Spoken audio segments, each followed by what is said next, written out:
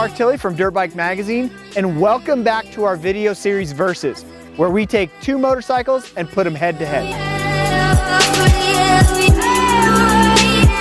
For this episode, we're comparing Yamaha's brand new YZ250X against KTM's 250XC. On paper, both these manufacturers have come up with the same idea for success. Both bikes' foundation comes from the motocross counterpart with some off-road additions that include an 18-inch rear wheel, a kickstand, an off-road targeted transmission, KTM having a 6-speed gearbox, and Yamaha having a 5-speed gearbox with a low first gear and a high fifth gear. And the suspension overall valving and springs is softer for off-road use.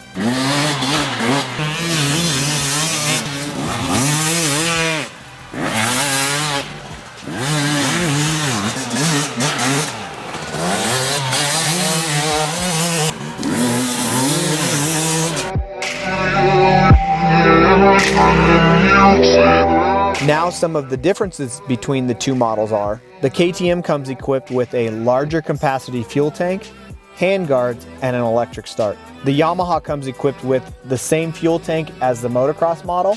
It does not come with handguards. We put them on there specifically for this test, and it is a kickstart only model.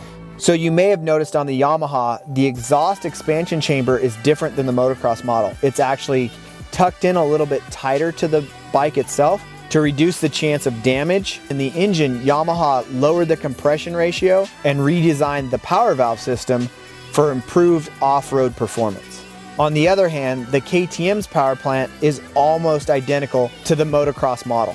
We came away from this comparison confirming some of our thoughts in some areas and being completely surprised in other areas. Both bikes are killer machines, whether you're riding them on a track or the trail.